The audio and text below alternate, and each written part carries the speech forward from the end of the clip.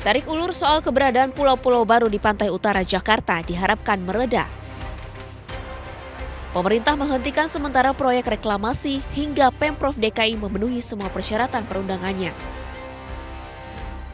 Polemik reklamasi terus bergulir, tak kalah banyak oknum yang menyalahgunakan kebijakan. Sebut saja M. Sanusi, Wakil Ketua Partai Gerindra sekaligus Ketua Komisi D DPRD DKI Jakarta ini diduga terlibat kasus suap kasus reklamasi. Selain M. Sanusi, Arisman Wijaya juga ditetapkan sebagai tersangka. Menyusul sebagai tersangka proyek reklamasi juga, yaitu Trinanda Prihantoro. Sementara Suni Tanuwijaya, namanya dikenal banyak orang sebagai orang dekat Ahok ini juga diperiksa KPK sebagai saksi terkait proyek reklamasi. Sugianto Kusuma pun terseret sebagai saksi. Nono Sampono serta Mary Hotma juga harus menyambangi gedung KPK untuk diperiksa sebagai saksi. Proyek reklamasi ini dinilai syarat persengkokolan demi kepentingan kapitalis. Selain itu, reklamasi yang dianggap untuk mengatasi kelangkaan lahan ini dianggap sebagai representasi kemalasan pemerintah untuk memperbaiki kota yang ada.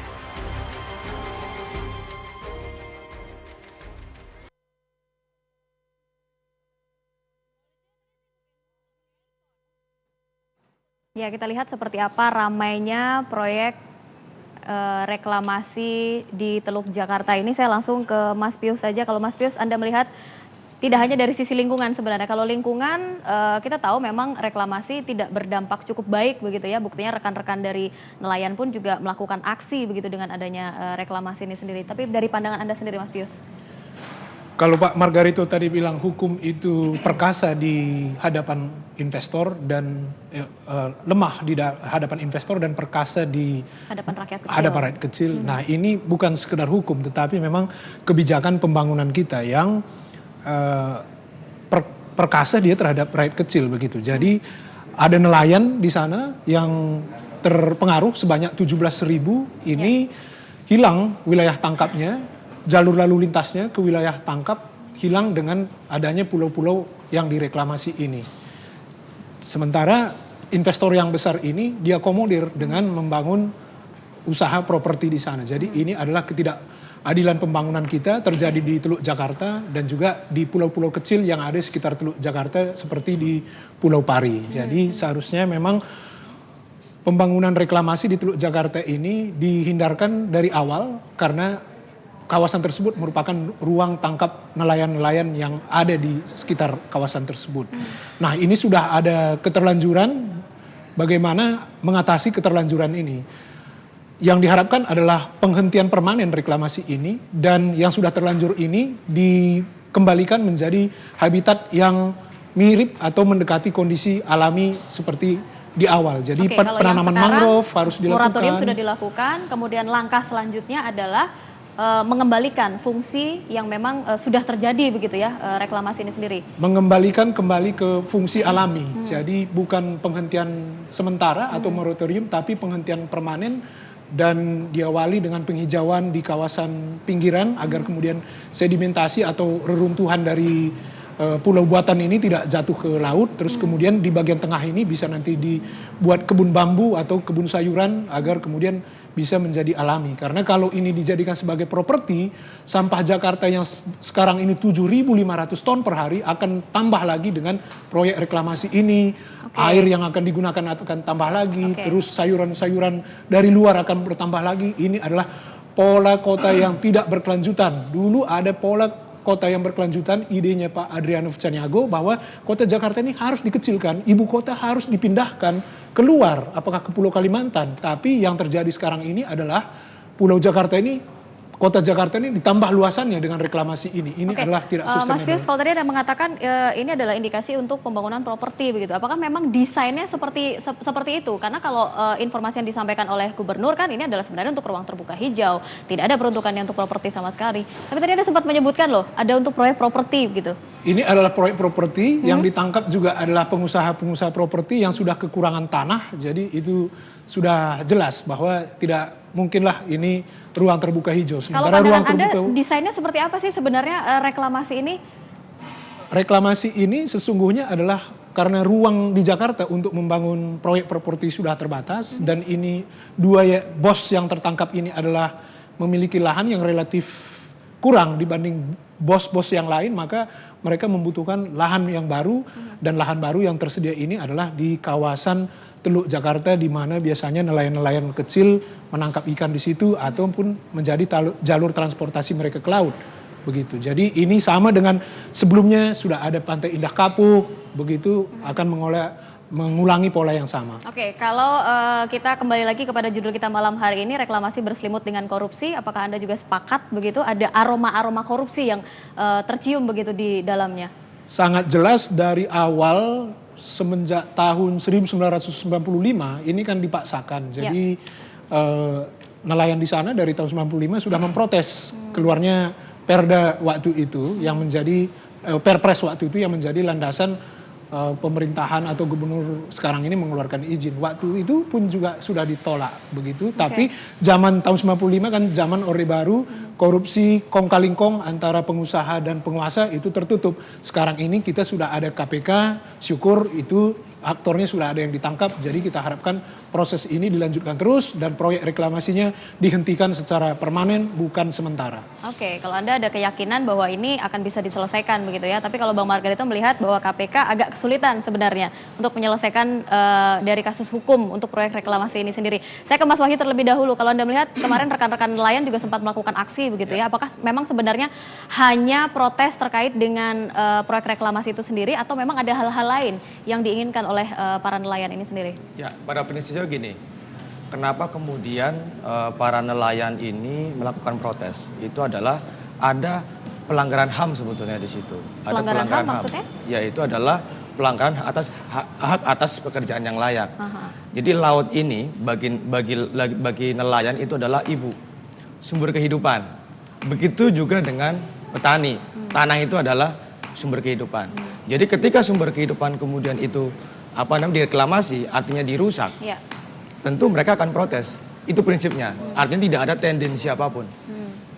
Oke, artinya juga kalau kita lihat ini ada beberapa pelanggaran-pelanggaran begitu ya, tidak hanya pelanggaran hukum tapi pelanggaran sosial, hak asasi manusia pun juga turut dilanggar begitu.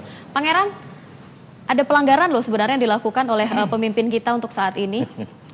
Ya silakan aja lah.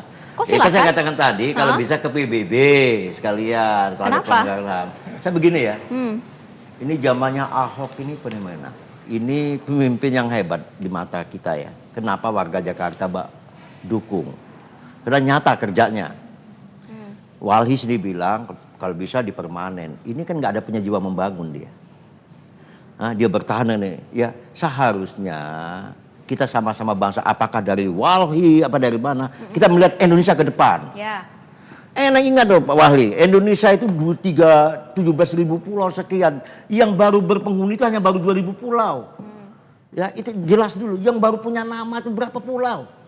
Nah tunggu dulu, nah begini, itu yang direklamasi, itu memang nggak ada ikannya di sana, itu sampah melulu. Ini dipolitisir. Kalau Walhi ingin berbuat 3-4 tahun yang lalu, 2 tahun yang lalu harusnya. Anda kalau atas nama Walhi, Pak itu ada limbah, ada apa?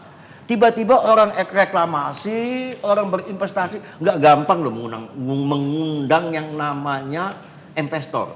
Daerah semua menginginkan ada investor untuk memajukan kotanya.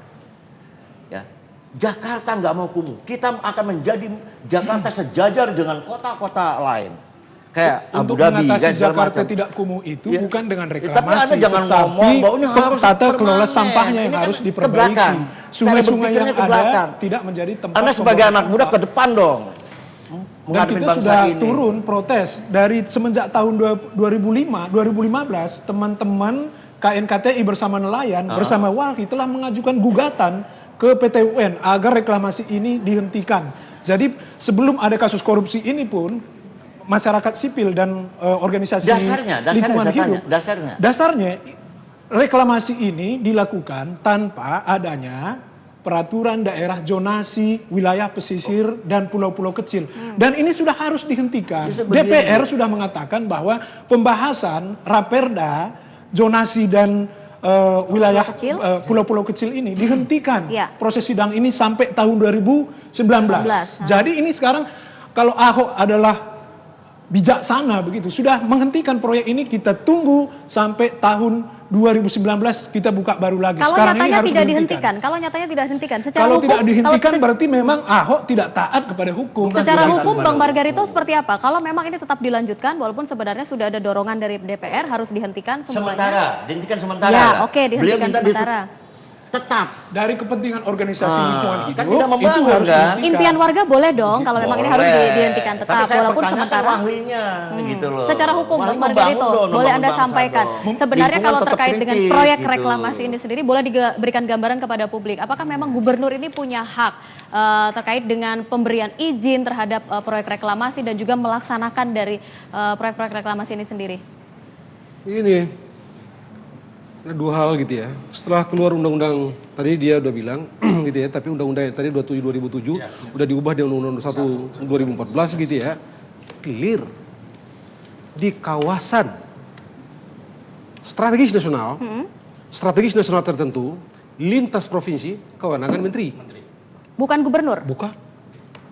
Kewenangan memberikan dan mencabut pasal 50 Undang-Undang nomor 1, kewenangan menteri. Menteri siapa? Menteri KKP. Mana situ tuh? Ya. Ibu Susi? Yes. Tidak ada menteri lain. Bukan. Kalau pakai perda, pakai Kepres nomor 52/95, gubernur pelaksana. Kewenangannya ada sama dia. Tapi Anda jangan lupa, kau sudah dicabut demi hukum. Kewenangan itu tidak berlaku. Kepres itu tidak berlaku. Itu sebabnya sejak awal saya bilang hentikan. Mengapa? Salah. Kecuali Anda pakai hukum rimba. Oke. Kecuali kalau Anda sedang hidup di negara yang Anda bikin sendiri. Kalau Anda berdasarkan konstitusi, berdasarkan undang-undang yang berlaku, begitu kita bernegara pakai aturan. Artinya ada pelanggaran yang dilanggar oleh gubernur Memang kita? jelas kok. Izin, itu tadi dia bilang yang Wali. Zonasi belum. Ya, lo kok bangun? Kewenangannya bukan kewenangan Anda. Ini udah 2014 loh. Kewenangannya kewenangan menteri.